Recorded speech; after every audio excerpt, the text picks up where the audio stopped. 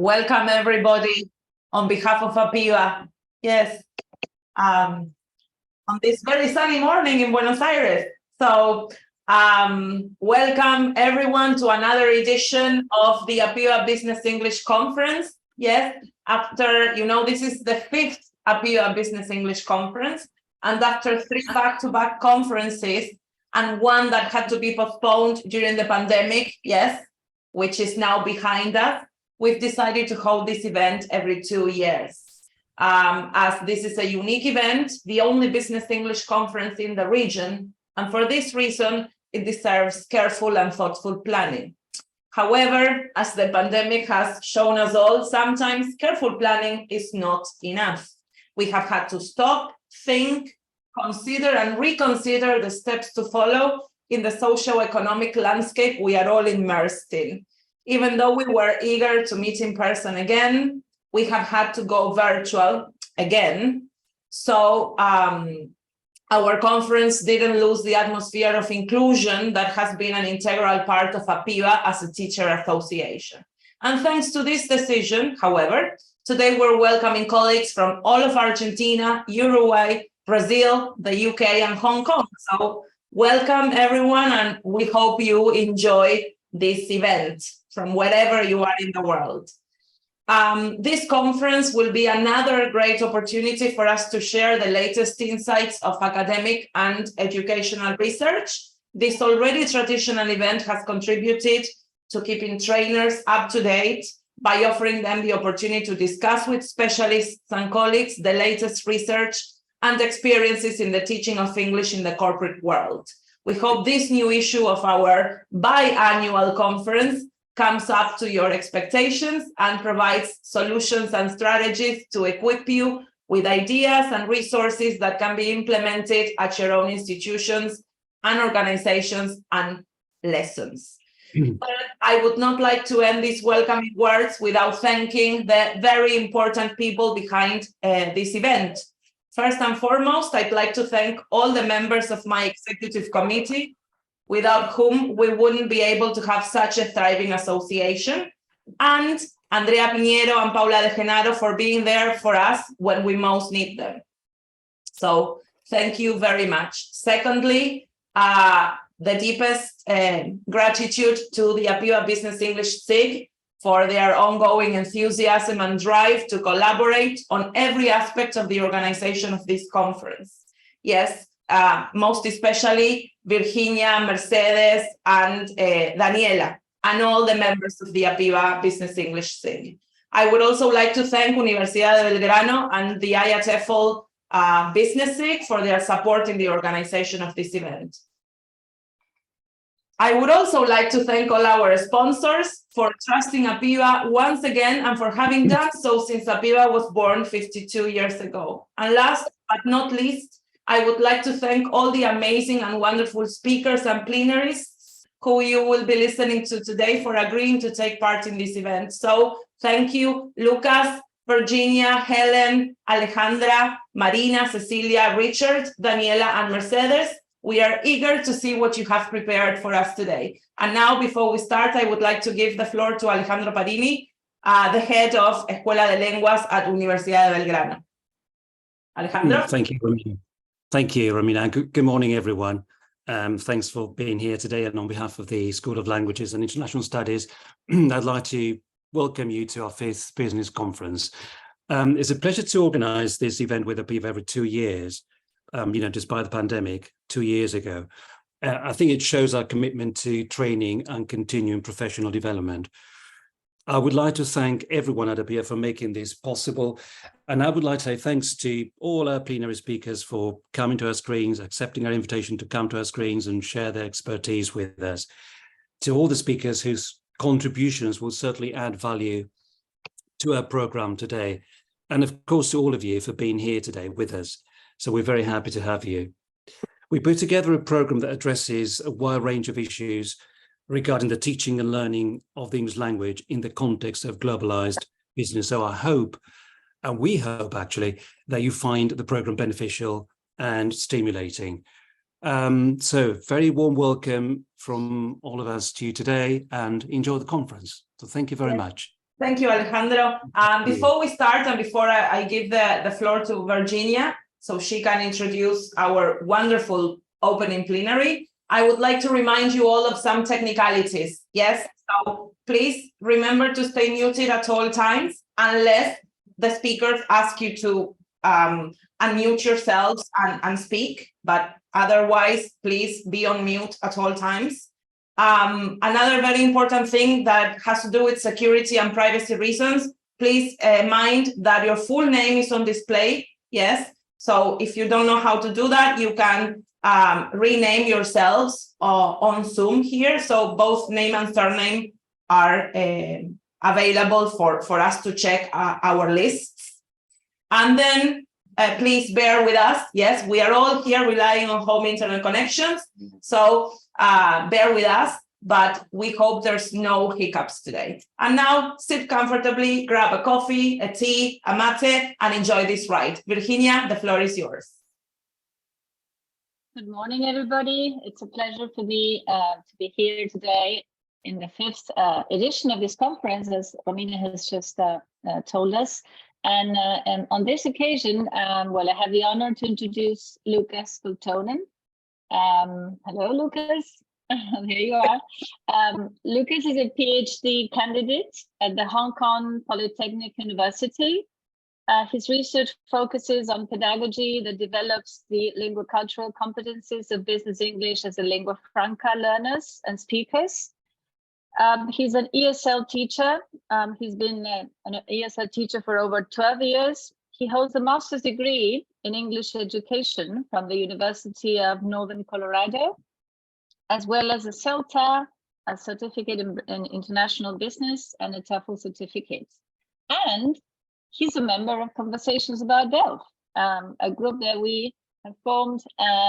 We set up last year, and we've been holding sessions monthly. Then I will let you know a bit more about this group in case you want to join us. So Lucas, the floor is yours. All right, thank you. Everyone can hear me, right? I'm going to share the screen.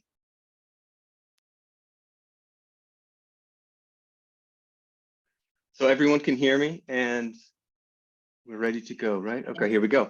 So thank you so much. I'm so honored. I really appreciate you having me. Good morning, good afternoon.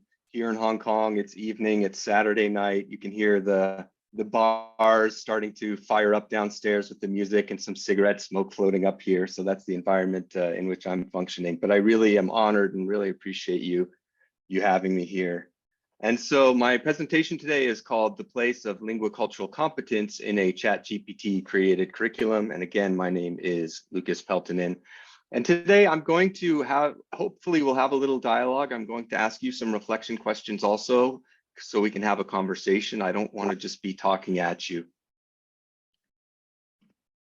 So this whole thing started, this whole piece of research started with kind of a less big question, kind of a small question, and that was here in the middle, and that is, how does a ChatGPT created unit compare to business English textbooks regarding developing linguacultural competencies? That's the question there in the center. But then that led to bigger questions, such as, how does ChatGPT fare in helping to write a business English textbook unit overall? And then more questions like, is the future of business English textbooks in jeopardy? Is AI going to take over materials writing? Is AI going to take our jobs, right? So these are all the big questions that we are going to look at today. So that said, today's agenda, first I'll go over the background, sort of a little self-introduction, some introduction of some of the ideas. And then part 2 will be talking about the research, about the process and the research questions. And part 3, I'll go over some of the findings that we came up with, both specifically to this research and what I learned in terms of ChatGPT also. In terms of communication today, for the questions that you want me to answer, please save them until the end, but I will be asking you reflection questions, and I hope some discussion will happen in the chat in real time. And then I hope that I can look at this recording and talk about some of the things that came up during the chat also later afterwards. So part 1, we'll go into the background, kind of my research in general and today's topic specifically. Here are some of the companies that I worked with during 8 years teaching business English in Southern China. And it was during my experience working with these professionals that I found that sometimes very difficult miscommunications seemed to happen because of culture. So that's why I started aiming my research in this direction, because I wanted to bridge those gaps and find ways for professionals to have smooth communication transculturally. Because my research started because of my experience as a teacher, I believe that my research is right in between theory and practice. My practice informs the theory that I work on, and theory in turn informs the practice that I like to give out to you. And so I feel I'm accountable to both academia and to actual teaching practice. So a typical situation was something like, Lucas, you know, you're teaching a business English class and they say, hey, Lucas, teach us about communicating with different cultures. And then it's sort of like, oh boy, where do you turn? You know, do you turn to Byram's ICC, Moran's 4Ps, the cultural iceberg from Hall? Do you look at Hofstede or Trompenaar's dimensions? Do you talk about rapport management from Spencer Odie? And so there I am in the middle, sort of pondering the question, because it is a difficult question. But I found that my context was unique. So I developed my own framework, and it's called the Linguacultural Competency Framework. And I'm going to talk you through it theoretically briefly, and then I'm going to show you how it works. So at the most foundational level is business English as a lingua franca, because that theoretical lens tells us the characteristics and context of business communication. And it also tells us that this type of communication is innately transcultural. Slightly more specifically is the concept of linguaculture, and the idea of that is language and culture intermix, each informing the other. Language is the tool and culture is the meaning. And then most specifically is genre, which is patterns arising within the cultures of business. And that defines the specific structures of communication that must be known to business English as a lingua franca speakers. So how does that work? Well, let's see how it works. Let's watch a little bit of a video clip. It's from $1 Million Arm, and it's an American doing business in India. So give me a moment here to set this up, please.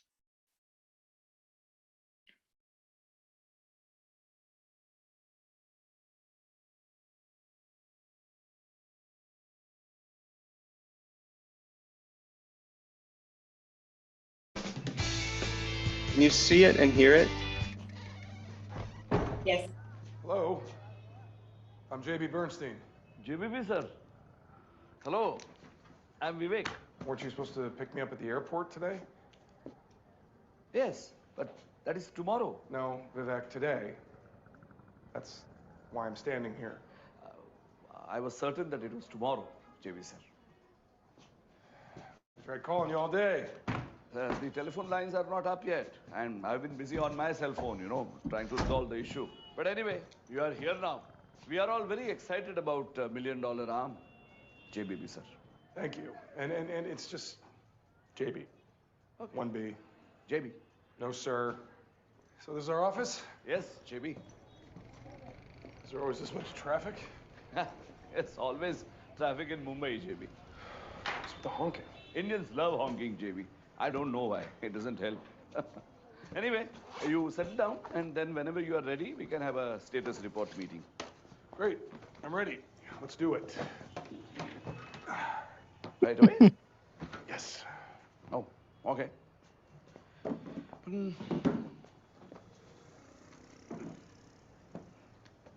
First of all, I'm happy to inform you that all our plans are running smoothly and on time. Great. Can I see the flyers? Flyers are not here yet. They are at the printers. We are trying to get them.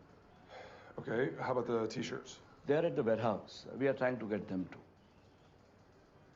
Okay, but the equipment that we sent over, the batting cages, balls, bats, that's all Yes. here. Yes. I'm happy to confirm that they all are here in India.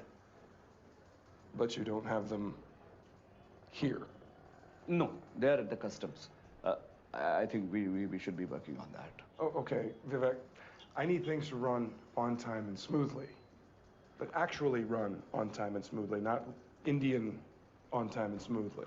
But you know, here in India, we do things a little differently than in US. Okay, so what do we have to do to get our stuff? We have to pay money. Pay money. Like a bribe. No. not a bribe. I mean, why use such words? We call it bypassing the system. The systems in India are very slow. So we bypassed. By paying money. That's the Indian way. Indians love honking and bypassing the system. Okay. Let's do it.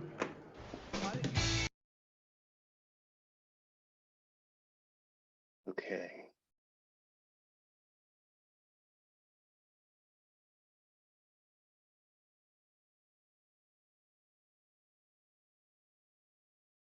Can you see my PowerPoint again? Yes, you can. Okay. All right, that's great. All right, so let me first, before I say what I want to say about this, I want to hear what you have to say. Here are some reflection questions. I hope there can be a little bit of discussion in the chat.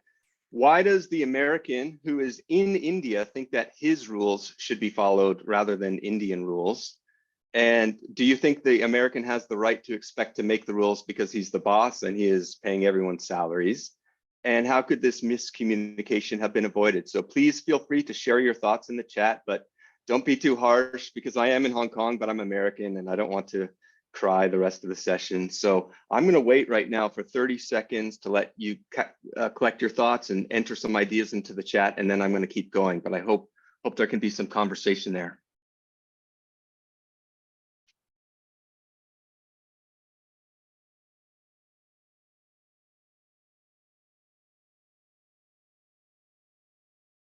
Helen. Oh boy. US Americans. Okay, that's fair. US Americans. Yeah.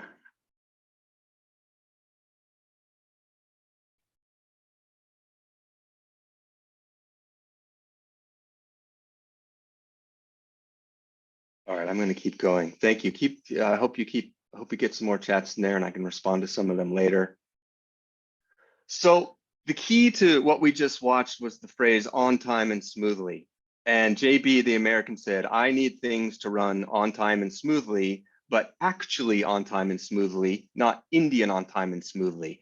But the problem here, I think, and that's actually part of the humor, is actually kind of means US American on time and smoothly, or perhaps JB's own idea of on time and smoothly, certainly not Indian. So that's, I think, what is supposed to be the humor here, but transculturally, you know, that's not a great way of seeing things. So when we look at it through my theoretical lenses of my framework, there's business English as a lingua franca, because in this scene, we just watched two people who come from different first languages are conducting business. And then linguaculture, the concept of linguaculture comes into play because we have two different understandings of on time and smoothly based on cultural background, at least in this context. So you have the exact same words, but different cultural understandings of the words. And so that's the basis of linguaculture. Sometimes they match, sometimes they don't. And then within this conversation, genre is important because it was a status report discussion. So that's how my framework looks at these things. And then I get much more specific competencies out of this framework that I use to look at the textbooks, but I'll talk more about that later. So let's kind of back up a little bit. Let's talk about the context of what is happening here. I'm going to talk about the state of English globally. I'm going to talk about textbooks. And here's a little meme, and you can see kind of a person here because that means that I wrote it. So yeah, and then you'll see later some were written by ChatGPT. But anyway, the power of a business and English textbook, and you have these bedraggled, I guess, unemployed people, and they walk into the business English textbook and they emerge these incredible professionals. And I'm sure that's what you all do as incredible business English teachers, is transform people's lives just as much as this, or at least I hope you do. So the context of English in the world today, the overall theme we could say is changes. We can agree that English is the global lingua franca, but we also know that at least 70% of English interactions in the world are between non-native speakers. So for example, when I worked at some of the large companies in Southern China, in fact, I was the only native speaker they spoke to all week. They were doing business in Southeast Asia or South America or Eastern Europe. So who is speaking English is changing, and people like me are actually quite a minority. We also believe that worldwide English usage is likely only to increase with globalization, travel, the internet, and more speakers in places like India and China. And so the whole idea here is because the nature of English in the world is changing, teaching and learning should change to reflect the new realities of international communication. So that's what we're getting at when we're looking at some textbooks and a ChatGPT material today. Talking about business English textbooks briefly, I think the overall theme here is that they really could use adjustment and adaptation. Business English textbooks are often created in Anglophone countries and contain British or American cultural perspectives, although there is some evidence that textbooks more recently have gotten more global perspectives. Even so, researchers believe the link between what is in the textbooks and what speakers actually need to use is fairly weak. And then another challenge of textbooks is that they do not account for the great variety of contexts in which business English is taught, and that's why there's a need for adjustment and adaptation. In this little comment, I'm citing someone named Evan Frendo. Hi, Evan, welcome.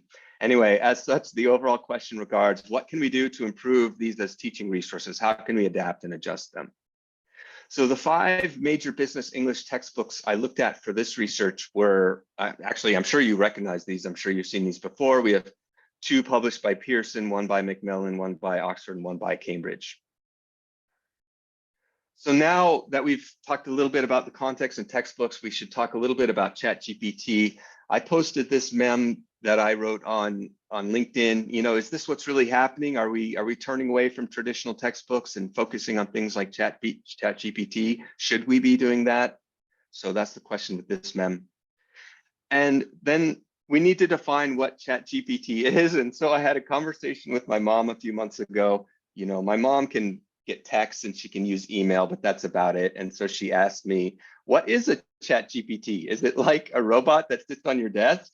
And I started to explain it to her, and I just thought, you know, I love you, Mom, but if you think that it's a robot sitting on your desk, then maybe you should just think that it's a robot if that's how you can envision it. So anyway, I thought that was a fun, amusing thing. So how does ChatGPT work? Very, very basically, you see here at the top, number 1, the user gives input with a question or a prompt. And then number 2, ChatGPT will process it, analyze the input, learn from a bunch of data, generate a response predicting the next words. And then from that response, then the user will probably ask another question or do another prompt. So that's very simply how it's used. ChatGPT made this diagram for me. Well, it told me how to make it. It described it. You can see the prompt up in the corner. I'm not going to read it all to you, but it described me how I should probably make it and even told me what kind of icons I should use. So very generally, briefly, what ChatGPT can do, I said, can you define business English as a lingua franca? And it said, business English as a lingua franca, BELF, refers to the use of English as a common language of communication in business settings between speakers of different first languages. That's a great definition. So I told it that's a good answer for BELF. And it said, thank you. What it cannot do, I said, in your opinion, what is the best soccer team in the world? And it can't give me an opinion. It said I don't have personal opinions or preferences, but I was not satisfied with that. So I asked again. So Argentina's national soccer team is not the best team in the world. And it said, they have a really great soccer team. And then they said they have won the FIFA World Cup twice, but that's wrong because you have won 3 times, right? So this displays just how it'll very coherently and confidently give you the wrong answer because it's not using the most updated data. I do want to say that, of course, we US Americans call it soccer, but I also changed it to football, and it stayed with this sport. It didn't go to that NFL American football sport. So I thought where I expected an American bias in this question, I thought it was going to switch to the American sport, but it didn't. It stayed with what the rest of the world considers football. So I thought that was an interesting sort of global perspective from ChatGPT. So in terms of research, you know, we have this ChatGPT, it's ad hoc, it's constantly changing. People are constantly asking it questions, and it's crazy. How do you measure it? How can I even begin to measure it because it's so new?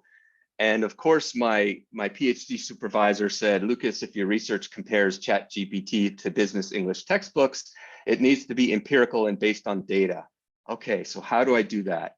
Well, this was my solution. What I wanted to do is measure the ChatGPT-created materials against established business English textbooks to see how they compare developing linguacultural competencies. And from that, we can also get insight into how ChatGPT fares in creating business English materials overall, how it treats linguacultural issues, and how it may or may not influence our jobs as teachers and materials creators. So here's another reflection question. We don't know much yet, but we just sort of have some vague ideas. And I'm curious to know, how do you think ChatGPT will compare to the business English textbooks in terms of developing linguacultural competencies? Do you think it'll perform better, worse, the same? And why do you say that? Please feel free to share your thoughts in the chat. It's a real postmodern question. We have technology against books. I'm going to give you about 30 seconds again to start to share your thoughts. And after that, I'll move on.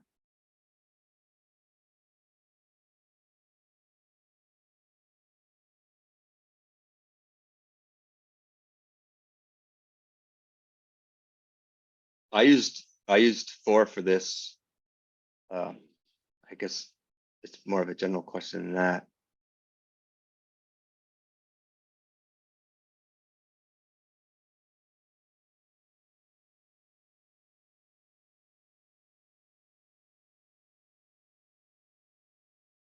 All right, cool. We got some answers. I can go back later and look at the recording for that, but thank you for your answers. I'm going to move on here.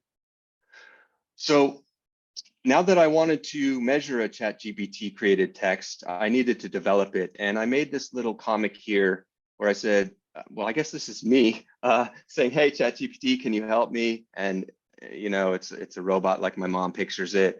As an AI model, I'm at your command. Will you write a textbook for me? Just tell me what to write. And my point with this comic is, you really do have to tell it what to write. It's not going to write it for you. So at the end of the day, it's going to execute some things for you, but how different is it really than you writing it yourself? So that's a question that I want us all to consider.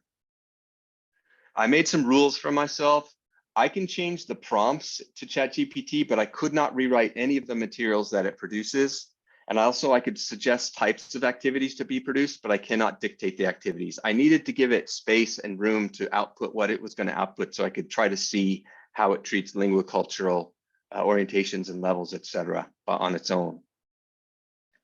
So here's an example prompt. I'm not going to read this to you, but it's a very long prompt. And the reason it's so long is because I found you have to put in the entire context of what you want and then ask your question, because otherwise it would just kind of give random answers according to, you know, no context whatsoever. So ultimately, the question I was asking here is, what specific theories or theorists are you talking about for cultural values and norms? And it gave me an answer, and it ultimately told me Hofstede, Hall, and Trompenaars, which I showed you in that earlier slide. So those are some theories it came up with. I also found that it had memory issues. So here I said, all right, you know, sure, here are some suggested activities for Unit 1, Business English as a Lingua Franca. And I said, let's do the same for Unit 9. And it said, sure, here are some suggested activities for Unit 9, Ethics in Business. And I said, that's wrong. Unit 8 was Ethics. Please use Unit 9's topic. Apologies for the mistake. Here are the activities for Unit 9, Global Business Trends. That's wrong. Unit 9 is Unit 9, Globalization and Cross-Cultural Communication. I apologize for my mistake earlier. So here I just wanted to illustrate for you that it had memory issues, and that's why I had to give it the whole context every single time. So we have to do the thinking. We have to give it the thematic coherence, because it just sort of goes step by step, the next words, the next piece that's in front of it. Before I created a single textbook unit, I wanted to have an overall textbook plan, so I had a context for where the unit was. And in fact, here's the original prompt. I won't read it to you. I had to do a few iterations of it, but it came up with a 10-unit textbook plan. I was really happy with units 1, 8, and 9 because they were different than other things I'd seen. Unit 1 was Business English as a Lingua Franca, which I haven't seen. It's usually simply like an introduction to business English. Unit 8 was Business Ethics and Corporate Social Responsibility, which I think is a fantastic topic. And Unit 9 was Globalization and Cross-Cultural Communication, which is, of course, the one that I chose to develop more because that's what I focus on. The Unit 9, here's how it's structured. It started with a quote: "The single biggest problem with communication is the illusion that it has taken place," by George Bernard Shaw. I Googled that to make sure it was a real quote, because at this point I wasn't quite sure what was real and what wasn't. That was coming out of ChatGPT. It is a real quote. It had a starter. It had some context and cultural theory. It talked about high context and low context cultures, a vocabulary, language, listening, reading, case study, and expert perspective section. So part two now that we have the unit in place, we have all the background, I want to talk to you a little bit about the research. Here we are explaining research in a clear and simple terms. This is a ChatGPT created mem based upon a prompt I gave it. You can see this guy in the picture is not really doing it in a simple and clear way. I hope I do a better job than he does. No cigarette here. So here's an overview of the process. For those of you who are interested in research, it's a mixed methods case study design. So the first thing I did is I examined the research literature to find theoretical support for analyzing and evaluating linguacultural competencies in textbooks. And so that's where I found my linguacultural competency framework and found all the theoretical basis for what I've done. But that wasn't enough. I had to talk to professionals. So I validated my findings through surveys. I did interviews and did questionnaires completed by active business professionals. I function mostly in the mainland Chinese context. So most of the people I spoke to were on the Chinese mainland or in Hong Kong. From that, I developed a list of linguacultural competencies, 20 of them that I used to evaluate the textbooks. And then I analyzed and evaluated 5 major business English textbooks because I needed a baseline of linguacultural competencies that were present in the workplace. And then once I had that, I could do a more close-up examination. So I chose to compare Unit 3 of Market Leader to a ChatGPT created Unit 9 to see how they compare. And the findings would indicate possible curricular and classroom adaptations and broader implications regarding AI. So the research questions were, how well do the textbooks, the 5 business English textbooks, help learners develop linguacultural competencies? How does the ChatGPT created unit compare to units from the major textbooks in developing linguacultural competencies? And of course, there's the non-research question, what can we learn about the process of creating materials using ChatGPT?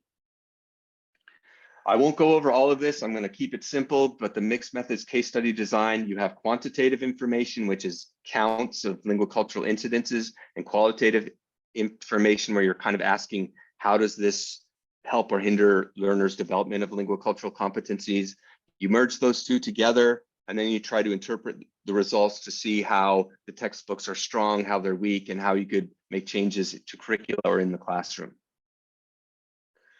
And the way I looked into the business English textbooks is content analysis. I had 20 descriptors, which I took from the research and the interviews, and I used that to evaluate and analyze the textbooks. So now you have an idea of how I looked into the textbooks and how I looked into the ChatGPT unit. So let's talk about the findings.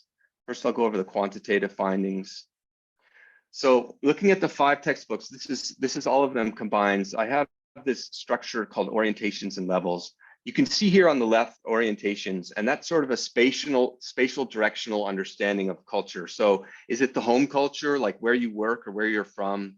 Is it a target culture, and that's who you work with or where you travel for work? Or is it sort of a universal understanding of culture and how they interact? So I call those orientations. Then on the right, as we all know, when you're speaking business English as a lingua franca, there are different levels of culture. There's regional, such as national or a region. There's corporate culture, such as company or organization. There's team or community of practice, or the work department you work in or your work team. And then of course, there are individual conceptions of culture. So I looked into all of the textbooks, and here's what I found. First, if we're looking at orientations, you can see that universal, target, and home were fairly balanced, which is a pretty good sign. I was very surprised that home lingua cultures was so well represented, because especially in the Chinese context, there's a great deal of difficulty for people expressing their home culture in English, because I think they're busy learning, American cultural topics or British cultural topics. So I was surprised at how well represented that was. Corporate and regional lingua cultures were very well represented, no surprise there. But individual and team or community of practice lingua cultures were not well represented. And I actually think this is a big problem in these business English textbooks, because in the day-to-day work and the day-to-day doing of business, you're going to pay more attention to your own conceptions of culture or your team or the people you work with. So in fact, I think it should be the opposite. I think that they should be much more well developed, because corporate and regional are a little more distant and vague. I also looked at the textbooks by all of the competencies, and we can see here that the the textbooks were strong, talking about cultural dimensions like Hofstede, individualism, collectivism, etc.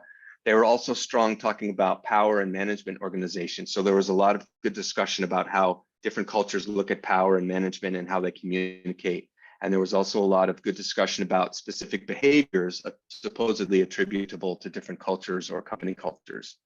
Where they were weak is they really didn't address empathetic communication between cultures, understanding other people. They didn't really discuss much about position or cultural identity, and almost none of them discussed religion. And you might be sitting there thinking, religion, what are you talking about?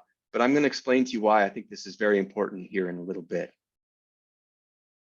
I also looked at them in terms of genres, and I just took it into two broad genres, transactional or interpersonal genres. When I say a transactional genre, I mean that's the actual doing of work. That's the tasks being done, that communication.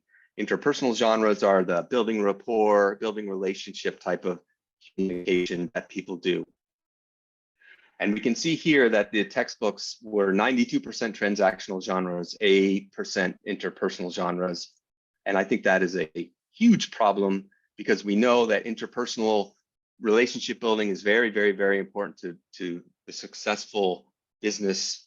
So it was underrepresented in these textbooks. So now that I had a landscape, a baseline, a good understanding of how the business English textbooks treat these issues, I looked more closely at Market Leader Unit 3 and this ChatGPT Unit 9. And here's a little meme that I made with someone comparing Market Leader Unit 3 to ChatGPT unit. And then I thought, well, actually, who's the person comparing? It's me. So I guess that's me stressing out and sweating. I guess I don't look like that, but anyway, let's keep going. So here we are, the ChatGPT Unit 9 compared to Market Leader Unit 3. And here are the profiles going back to the levels and orientations that I just told you about. And you can see that neither one treated individual conceptions of culture or team or community of practice lingual cultures pretty much at all, but they were stronger in corporate and regional levels. The ChatGPT unit was stronger on universal theories of culture, talking about culture more broadly. Market Leader was stronger talking about home lingua cultures, where people are working or where they're from. But like I said, both were really weak on individual or team and community or practice lingual cultures. But overall, I think the profiles are actually fairly similar.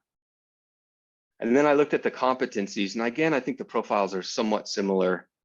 We can see here that ChatGPT was stronger in representing cultural dimensions. It was also better at addressing misunderstandings and talking about empathetic communication. Market Leader was much stronger talking about power and management organization and talking about visible and deep cultures. Visible cultures like architecture or what you wear, deep cultures being worldview or understandings. And both were, of course, very weak on addressing religion and also position and identity. And then I looked at the genres, and both of them were 100% transactional genres, 0% interpersonal genres, which again is a big problem. It was an even bigger problem than it was with the 5 business English textbooks overall. I'll talk more about that later. So we have our findings. So I looked more deeply into it, and I wanted to pick out some details from what I found from the 2 units that I want to talk to you about. So the first thing is both units referred to cultures at the broadest level as national, and I think that's problematic. I think the conceptualization of cultures being based in nation states misses the nuance and complexity of cultures, because these cultures have transnational flows, they're complex locally, there might be numerous lingual cultures existing within a geopolitical boundary or across political boundaries. And by that I mean, let's say Malaysia, which has 3 big lingua cultures, and people are born into a different first language and a different sort of culture, but they're all existing within Malaysia. So it's a little difficult to say Malaysian culture because it's more nuanced than that. Same exists, especially in southern China and Guangdong province, where there are a bunch of different dialects, etc. And then lingua cultures going across geopolitical boundaries. You can think of something like Switzerland, where the German, French, and Italian lingua cultures sort of spread out across the boundaries. So I think regional is actually an important nuance to help understand these things better. And then the importance of religion. So there was almost no mention of religion in the textbooks, in the ChatGPT unit, in any of the research I looked at. And I think that's because religion is probably considered taboo, especially in the West. But it does have tangible and practical impacts on business function and communication, which I'll tell you about. And it also impacts both transactional and interpersonal communication genres. So you can see here on the right, a Chinese businesswoman named Kim said, "So you can't say Merry Christmas to a Muslim." And she learned that lesson because she works with salespeople from all over the world, but she's from a secular society herself. And she saw that Merry Christmas was coming, so she said to one of her overseas colleagues, "Merry Christmas." And he said, "Well, actually, I'm a Muslim. I don't celebrate Christmas. You probably need to differentiate between different people's faiths to understand their holiday schedule." And of course, she was really embarrassed, and she had to change her company policy to, when new people came on board, she actually asked them about their religious faith so she knew how to interact with them better. And her story was backed up by a gentleman named Stephen, who was a Chinese man who was stationed in the Middle East.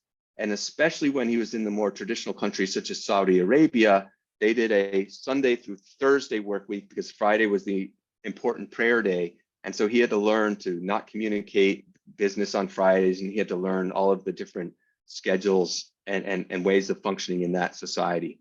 So religion was a linguacultural competency and a way of communicating, a way of understanding culture that neither of them had, that they really could have developed. And I think these textbooks or the ChatGPT unit would do well to develop this.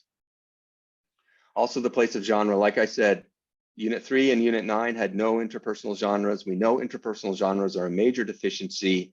When I did the surveys with the business professionals, they said that up to 50% of their communication was actually interpersonal relationship building conversation. So it's neglected in these textbooks.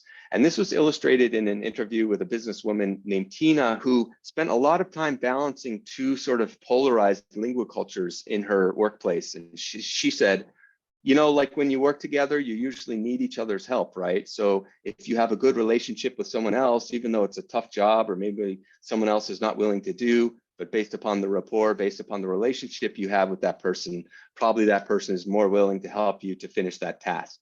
That's a very simple illustration, but it's very important. It needs to be better developed in the business English and the ChatGPT units. Talking about team and community of practice, that level of linguaculture, like I argued before, your work team, your department, or your community of practice is probably more directly relevant to professionals than these broader categories such as regional cultures. Just to define it, a community of practice is a self-organized group of people who are bound together by what they do together. So in work, they might have different functional roles or be members of different departments or even organizations, but they work together and they share a linguaculture. So an example of that is that actually before I was a teacher, I worked in advertising and I was a media buyer. And so every day I spoke to a lot of salespeople who were trying to sell to me, but I also had to speak to my clients, the strategy people, the creative people, and these were in different organizations, different departments with different functions, but we all had to communicate together every day to do these advertising campaigns. And so that's community of practice. And I argue that that is a linguaculture that develops with its own style of communication that should be addressed in these textbooks and these materials. And then home cultural expression. I understand, I mostly know about China. I understand worldwide, people have difficulty expressing their home culture in English. In the Chinese context, it's actually called culture aphasia because they have so much difficulty doing it because they usually are looking at Anglo-American lingual cultures in textbooks, or the pedagogy is focused on British or American things because they're aspiring to acquire some sort of native English speaker competency. But I believe that home linguacultural understanding and expression are important to business English as the lingua franca speakers for two reasons. The first is you just want your ability to express your home cultural ideas. You just want to know the words and be able to do it, whether you're doing business or just having casual talk. And the second reason is when you have that home cultural understanding, it gives you a baseline, a foundation with which within which you can interact with other lingual cultures. So you understand yourself before you understand others. So I think it's really crucial. It was somewhat developed in the business English textbooks, but it needs to be more developed, I think. So now we have all these ideas and these findings, and we need to figure out classroom implications. Here is a mem that ChatGPT wrote based on a prompt, and it says when planning a lesson takes longer than the actual class. I have certainly been there. I imagine you have been there too. Hopefully we can streamline things so that doesn't happen to us too much. But yeah, it's basically a skeleton sitting at a desk. So going back to talking about the nuance of regional instead of national cultures, like I said, it's important because it's a more nuanced and accurate understanding of how lingual cultures function. So classroom steps are very simple. You can just provide examples of multiple lingual cultures existing within a nation state, such as I just told you about Malaysia. And you can provide examples of lingual cultures spreading across geopolitical boundaries, such as Switzerland. Classroom adjustments for religion, like I said before, it's important because it has tangible bearing on work weeks, holiday schedules, other aspects of professional life, such as social gatherings, habits, dress, and foods. Even though it's considered taboo by Western perspectives, it's a necessary competency. And in the classroom, what you could do is you could specify how it will impact business and communication. So how does the Sunday, Thursday work week impact business and communication? You can also discuss its importance in transactional and interpersonal types of communication. And you can also cover informational gathering strategies to avoid faux pas, such as strategy charts on how to get that information of what kind of faith and what kind of schedule they follow so that you don't say the wrong thing and you know how to communicate optimally. In the classroom, in terms of genre, like I said, professionals said that as much as 50% of their communication was interpersonal, as relationships are crucial to the execution of business tasks. And classroom steps could be, you could brainstorm topics for casual talk and rapport building. What are great topics to broach? And you can also practice telling anecdotes and telling stories because those have been identified as important parts of workplace interpersonal talk. And they've also been studied in terms of their genres. And you could employ strategy charts to structure approaches to talking about topics. So if you want to talk about family, what are the different ways you can get into that topic and make sure it's okay with your interlocutor? And then, of course, you could use role plays to practice each of the above things. Developing the idea of team and community to practice lingual cultures in the classroom. Like I said, it's important because we need increased awareness of and ability to communicate according to these more specific levels of lingual culture. In the classroom, the first thing you could do is just delineate the idea. You can present the idea, and you can offer examples of how a community of practice lingual culture influences communication, such as I just did with my advertising work. And then you can also incorporate group work, case studies in which different teams and communities of practice have to interact so that learners can practice that type of flexibility. And finally, addressing the home culture in the classroom. Like I said, it's important because it's just a required linguistic ability and it's a reference for interacting with other lingual cultures.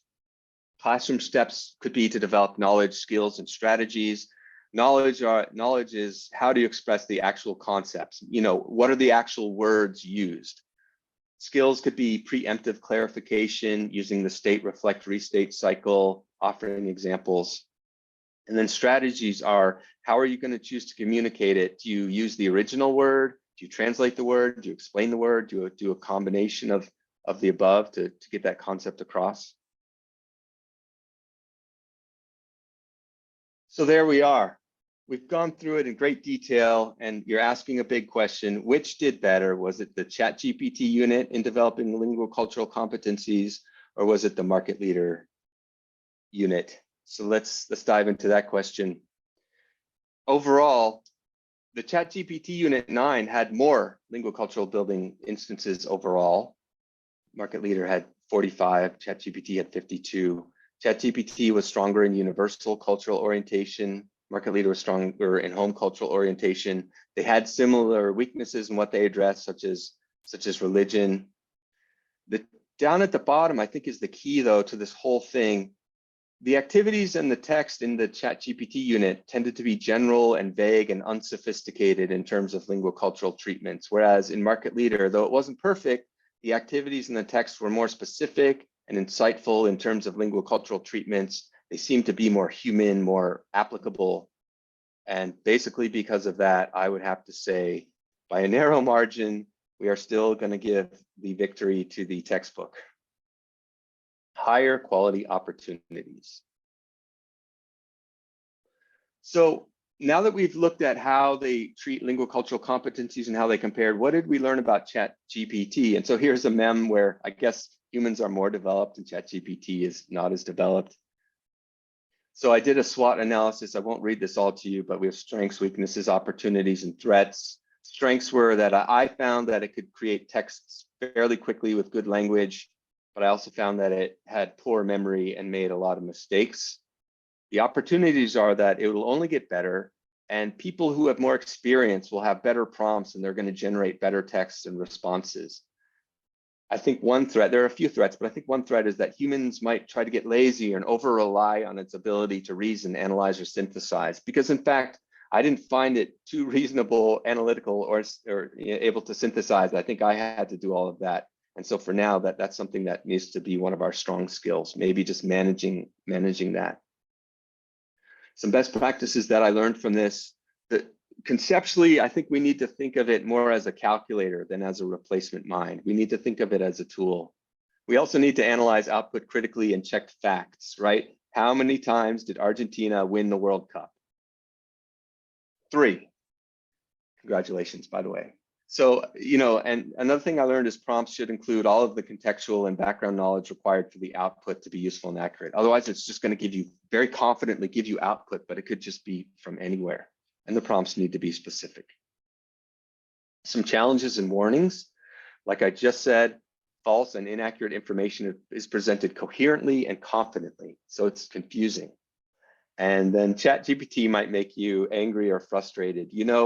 I thought the vocabulary section of the unit would be the easiest to make, but it kept forgetting the words, and then it was changing the words, and then it couldn't remember the words I wanted it to do.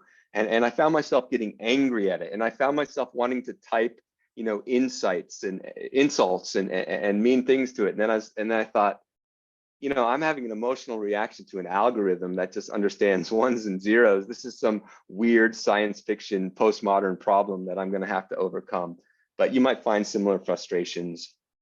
And like I also said before, don't be tricked into thinking that ChatGPT will do the thinking. You have to do the thinking. It will just execute your thoughts, or hopefully it will execute your thoughts. So then we go back to the questions we started at the very beginning. And I'll start with the less big question that started this whole thing. How does a ChatGPT-created unit compare to business English textbooks regarding developing linguacultural competencies?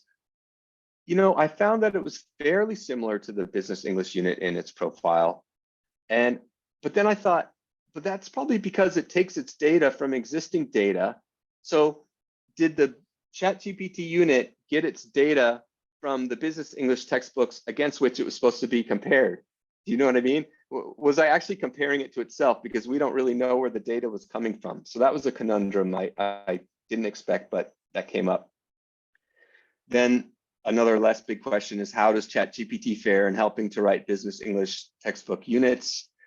Like I said, it generated the materials and exercises quickly, except for the vocabulary one. It made a lot of mistakes, and its output tended to be general and vague, as opposed to insightful and analytical.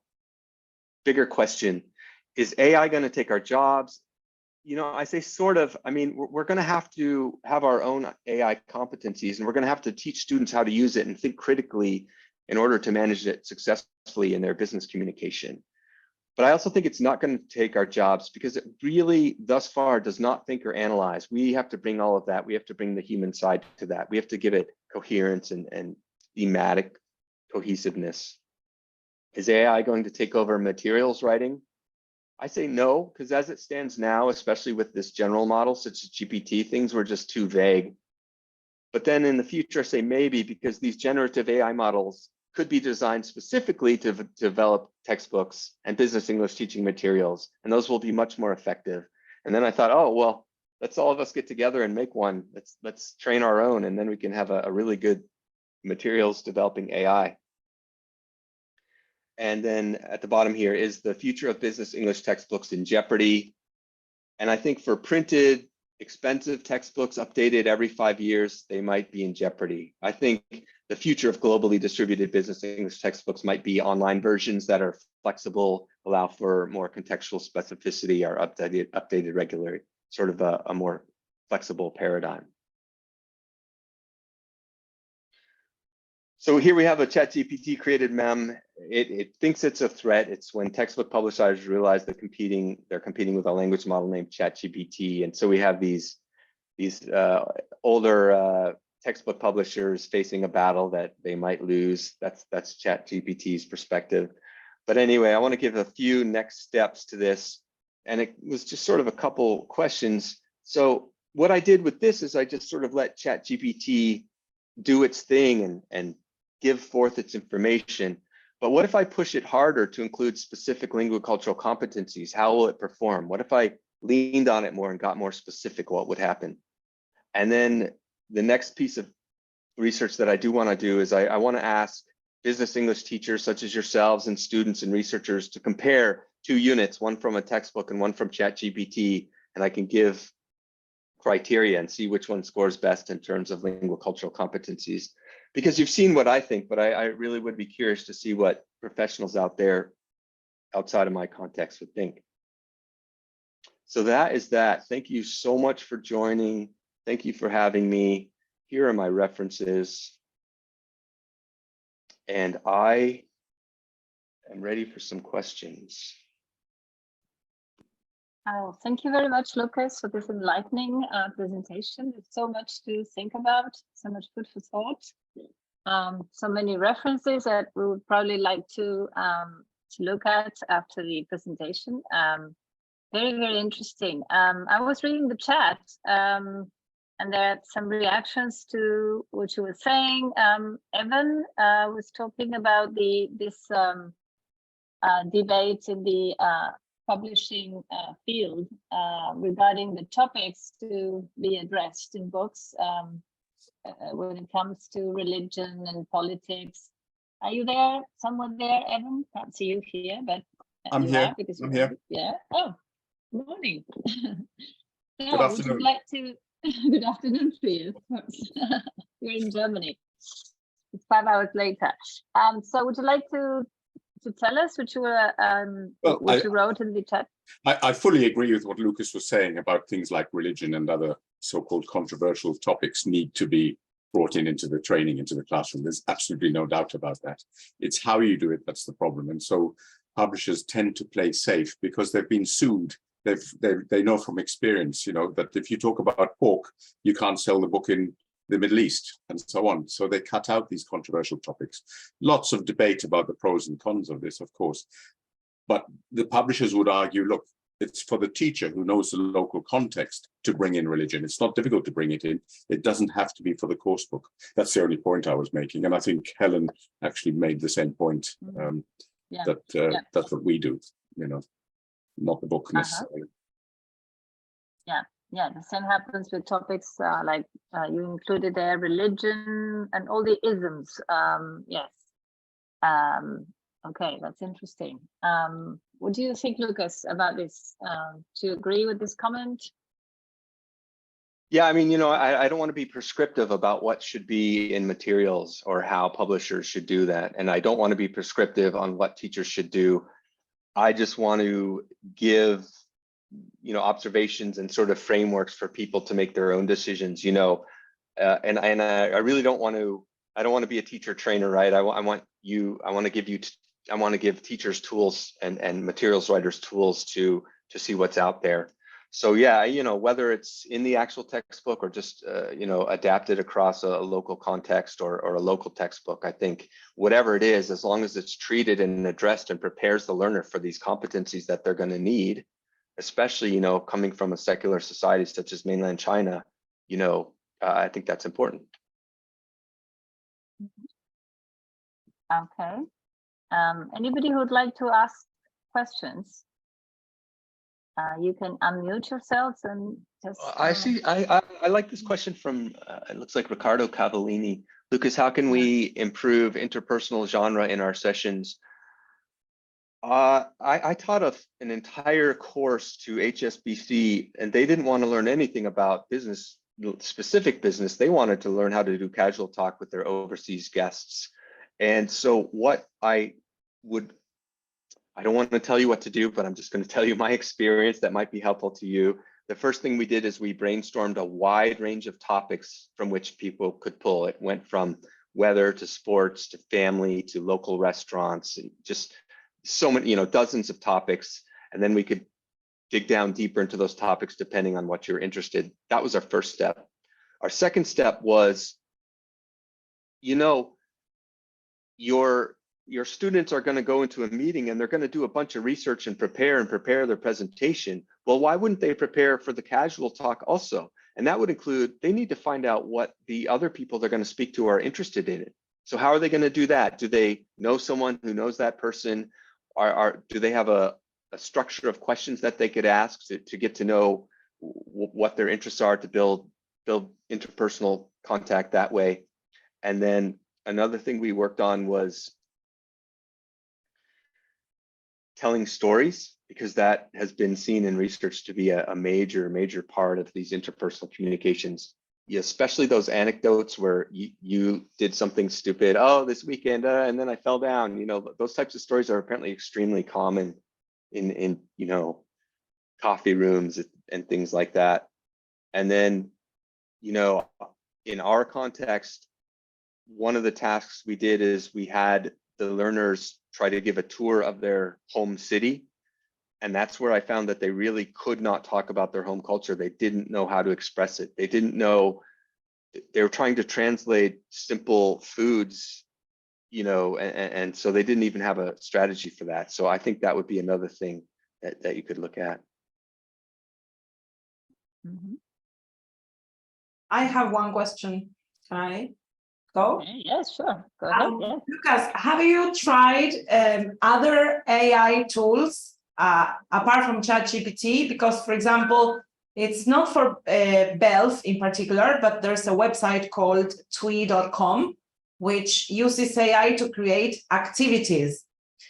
So you can input the language you want, you can input the level of your students, and it creates, I don't know, vocabulary activities, questions on a video. It can create a text on a certain topic. So apart from ChatGPT, have you tried other AI-powered tools, especially for teachers? Yes, I will type the website below in the chat. Thank you. I have not. I know they exist, and I know they're getting better every day, and I did reference the fact that will be a big part of probably material writing and teaching in the future.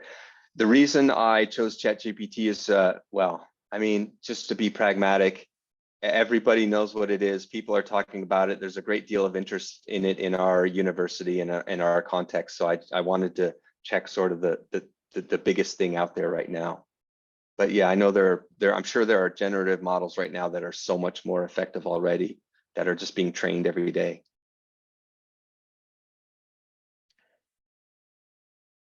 Yes, because what we need is probably time saving in the creation of activities,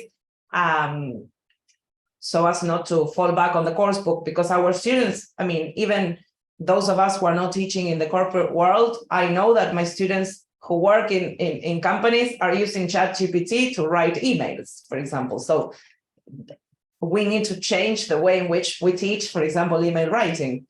They tell the bot to write an email based on a certain topic. They get good with the prompt, and then they get the email that they need.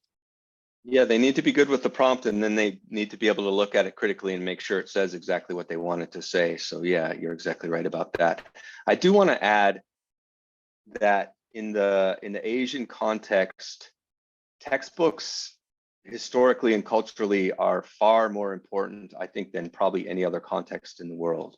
And so that question comes up a lot too, like, why am I focusing so much on textbooks? Here they're expected to be the primary information giver, and they're quite important here.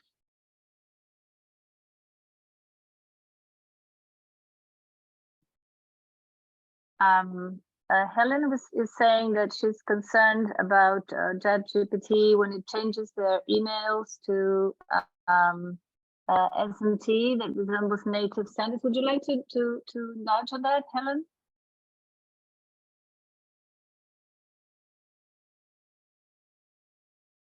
Yeah, something. Something. She meant something. Yeah. See that's why. Resembles native standards. Yeah. That's why I wanted to look into, were there biases within what I found in the ChatGPT, or how did it orient linguaculturally? Because, Helen's worried that, let's say someone writing from a company in Argentina might lose some of their, the way they would actually communicate. It's just going to be this sort of standard language, right? And so, especially if there's like a pro, because ChatGPT was developed in the US, so there might be sort of a pro-US American sort of way of communicating in it. And so that's something that Helen's concerned with. The Argentinian touch, Helen. Yeah, that's right. We want to make sure you guys have that spice. And Evan's saying that Duolingo is beginning to use ChatGPT-4 in its online language programs. The big data they collect about people use AI to learn languages. They change everything we know about language learning. Of course, we are talking about what all these applications can do today, but they are making progress and getting updated as we speak. So yeah, we're still the humans. Okay, but yeah. Yeah. I mean, that's the key, is we're gonna have to be able to manage these technologies. We can't let them sort of dictate things to us. I think in this research, I tried to let ChatGPT dictate to me as much as possible because I wanted to see what it would do. But I think the real skill is us controlling it, obviously. Yeah. I have asked on purpose ChatGPT a lot of ethical questions, and it has told me I cannot make ethical assumptions and I cannot give an opinion based on that. And when you were talking about the World Cup, I asked the chat, and it's updated up to December 2021, which is why it doesn't know anything about the FIFA World Cup 2022. Yeah, that's right. We are already dealing with old information. Right, but it presents the information it has very confidently and very coherently, so it makes you think that it's very accurate. Okay. Yeah. All right. Any further questions? Anybody would like to ask anything about the talk? Anything that you would like to ask Lucas to discuss?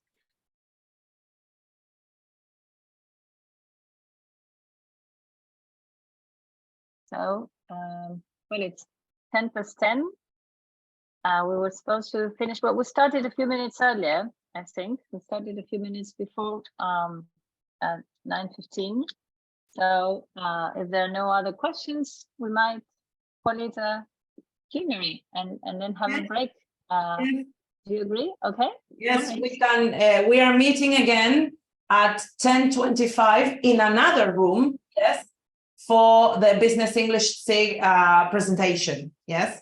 So now I'm going to close this meeting, and you will go back to your PDF with the links, and you will click on the link that says 10:25 BSIG presentation, and see you there. Bye. Thank you, everyone. Bye. Thank you, Lucas. Bye-bye. Thank you. Bye, thank you.